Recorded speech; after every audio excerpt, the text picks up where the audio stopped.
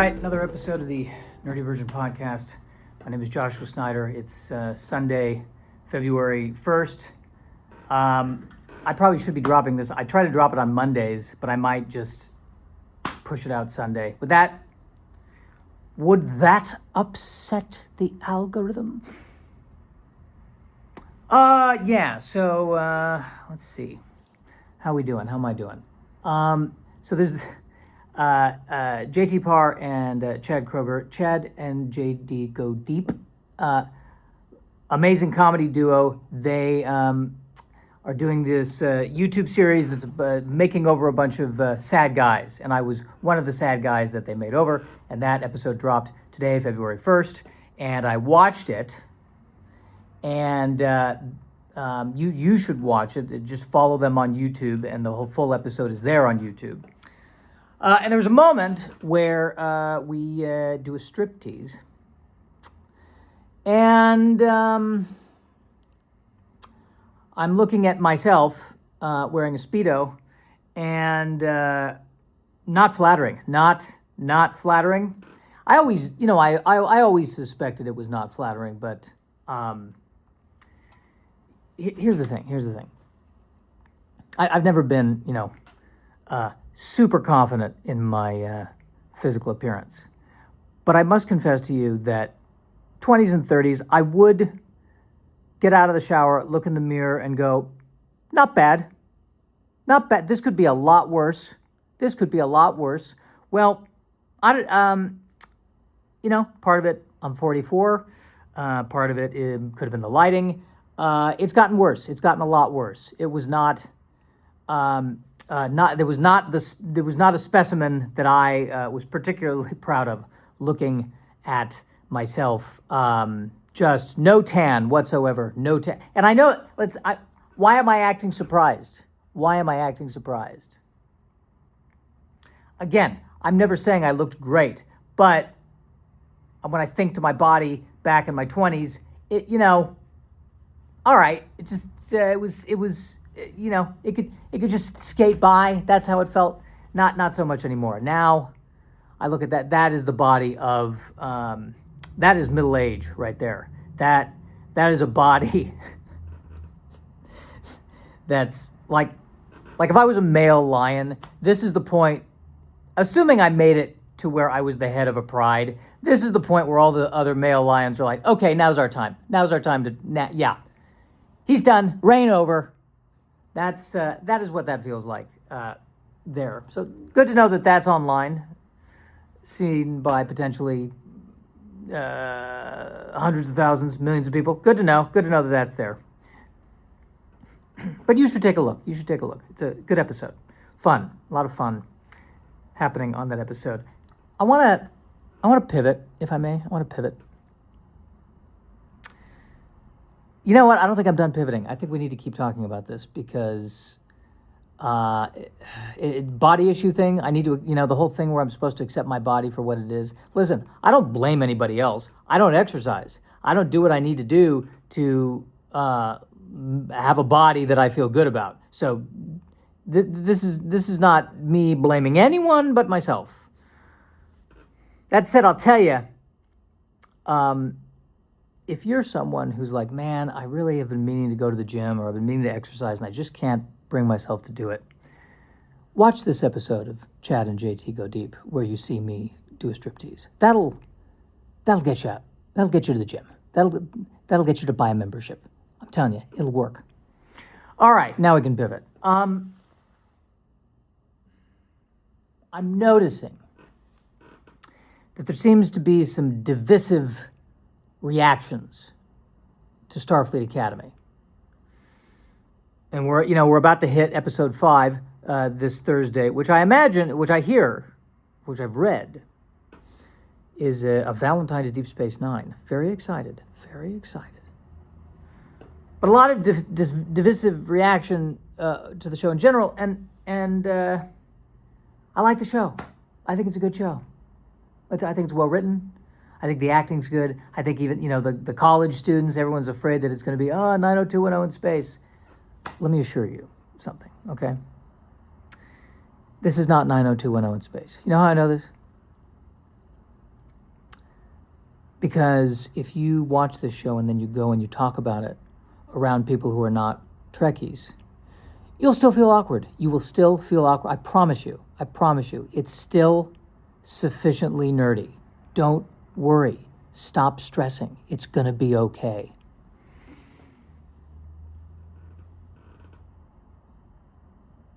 I was going to say something else.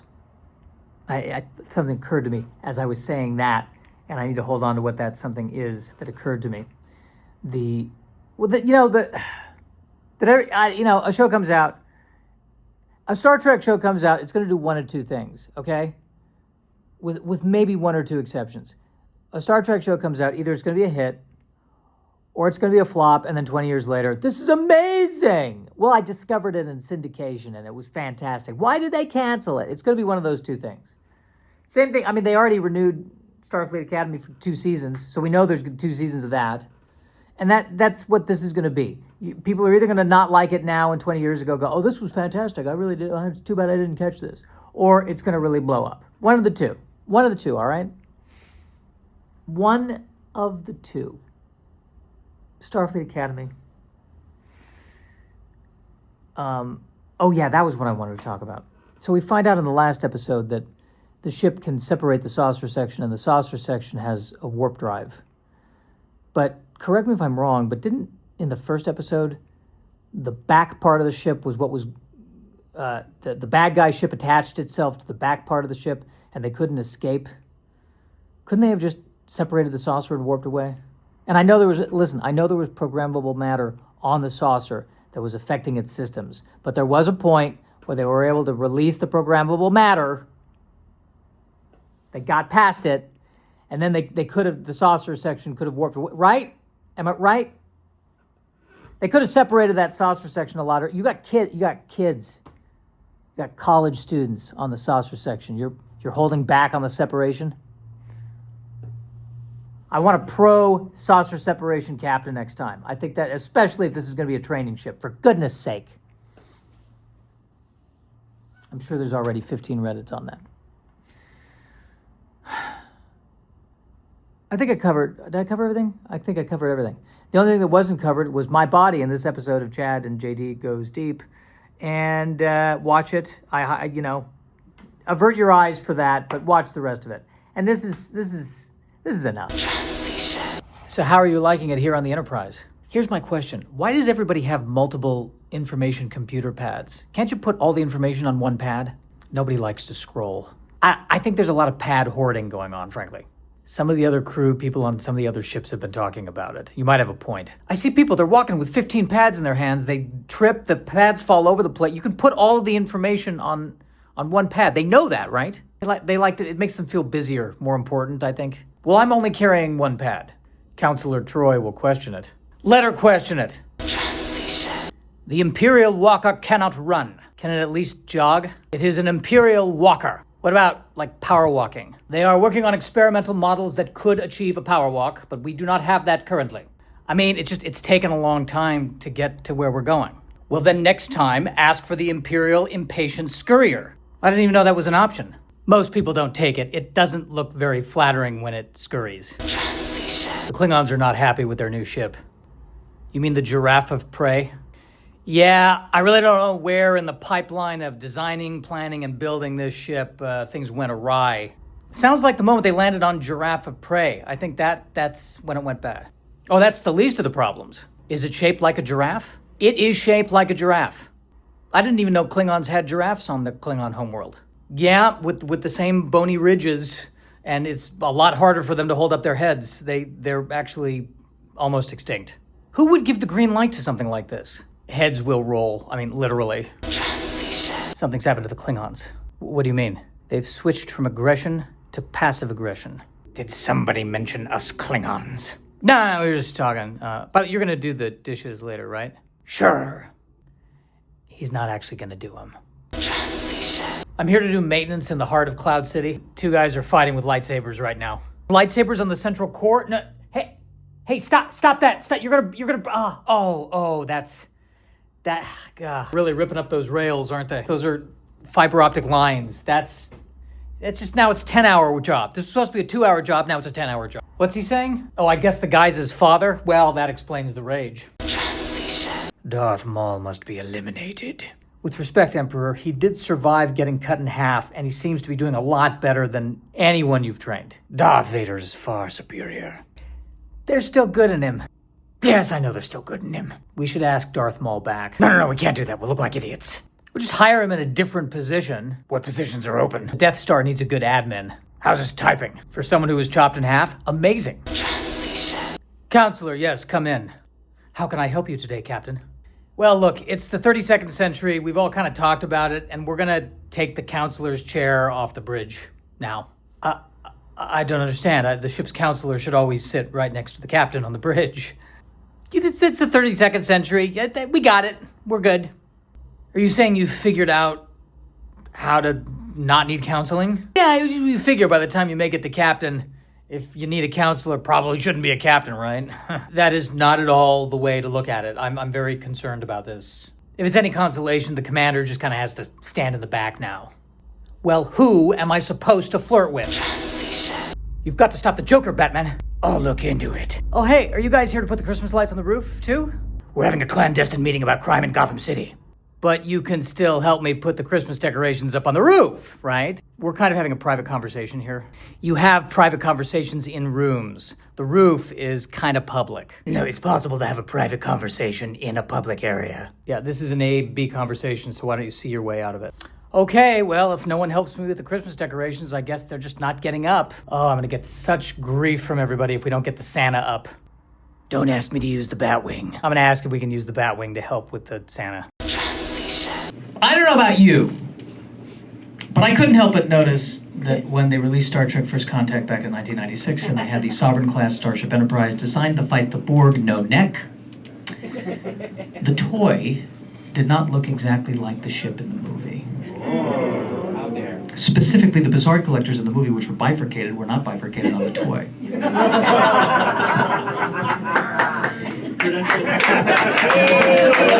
I'm not finished! The movie had 2 impulse engines, the toy only had 1. Who leaves space dock with 1 impulse engine? And most egregiously, the deflector dish in the movie had what I would only describe as a trench running from the dish to the torpedo launcher. But on the toy, it was not a trench, it was but a divot. Now, for those of you that are not familiar with Starship design, I would tell you with absolute confidence that I believe the deflector dish is the defining part of the ship. It's the face of the ship. It is the central design element. You cannot mess up the dish. If Mona Lisa's going like this, it is no longer the Mona Lisa. Now, it turns out that the reason why the ship didn't look exactly like the ship in the movie is because they had preliminary art designs and they were rushing to get it out so that it would coincide with the movie. Fair, fine, I'll give it to you.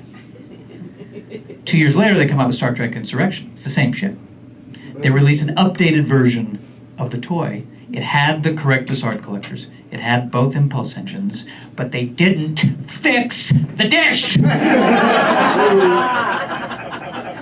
They knew about it. If they fixed the other 2 things, they knew about the dish. Don't tell me they didn't know about it. I hope one day, I'm going to talk about this, and I hope one day somebody comes up to me afterwards and they're like, hey, I was at the toy company. Thank you for telling my story.